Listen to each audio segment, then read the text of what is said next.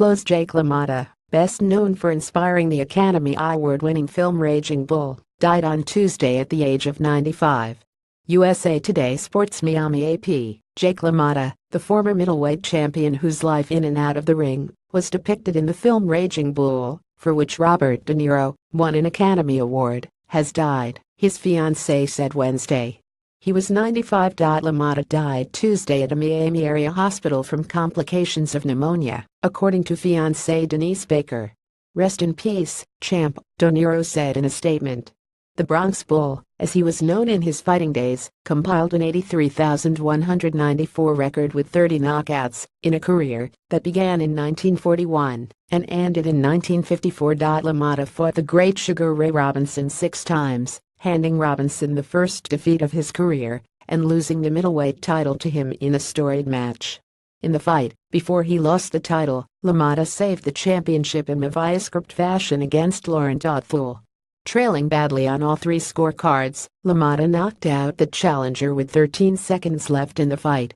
Photos Jake LaMotta through the years. LaMotta, through a fight against Billy Fox, which he admitted in testimony before the Kefauver Committee, a U.S. Senate committee investigating organized crime in 1960. "I purposely lost a fight to Billy Fox because they promised me that I would get a shot to fight for the title if I did," LaMotta said in 1970 interview printed in Peter Heller's 1973 book In This Corner. 40 world champions tell their stories. LaMotta was stopped by Fox in the 4th round on November 14, 1947, in Madison Square Garden. He didn't get a title shot until 10 fights later. On June 16, 1949, in Detroit, he became middleweight champion when the Frenchman Marcel Cerdan couldn't continue after the 10th round. Latest boxing of the claim that Cerdan had to quit because of a shoulder injury. LaMotta said in 1970, "Something's bound to happen to you in a tough fight, cut eye, broken nose or broken hand or something like that. So you could make excuses out of anything, but you got to keep on going if you were a champ or you were a contender." Renowned for his strong chin and the punishment he could take and dish out, LaMotta was knocked down only once, in a 1952 loss to light heavyweight Danny Nardico, in his 106 fights.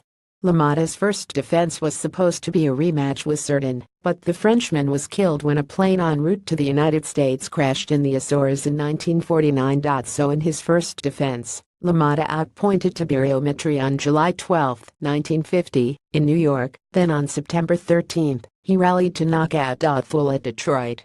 LaMotta's title reign ended on February 14, 1951, when Robinson stopped him in the 13th round in Chicago. In a fight that became known as the St. Valentine's Day Massacre, LaMotta gave as good as he got in the early rounds, then took tremendous punishment. He would not go down. In their second match, on February 5, 1943, in New York, LaMotta won a 10-round decision, giving Robinson his first defeat in the 41st fight of his illustrious career. LaMotta was born July 10, 1922, on New York City's Lower East Side, but was raised in the Bronx. After retiring from boxing in 1954, he owned a nightclub for a time in Miami, then dabbled in show business and commercials. He also made personal appearances, and for a while in the 1970s he was a host at a topless nightclub in New York. The 1980 film Raging Bull, based on LaMotta's memoir written 10 years earlier, was nominated for 8 Academy Awards. Though director Martin Scorsese was passed over, De Niro, who gained 50 pounds to portray the older, heavier LaMotta, won the Best Actor award.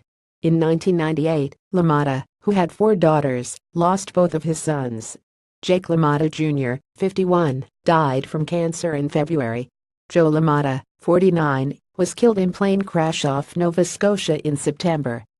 A funeral in Miami and a memorial service in New York City are being planned, Baker said. Copyright 2017 The Associated Press. All rights reserved.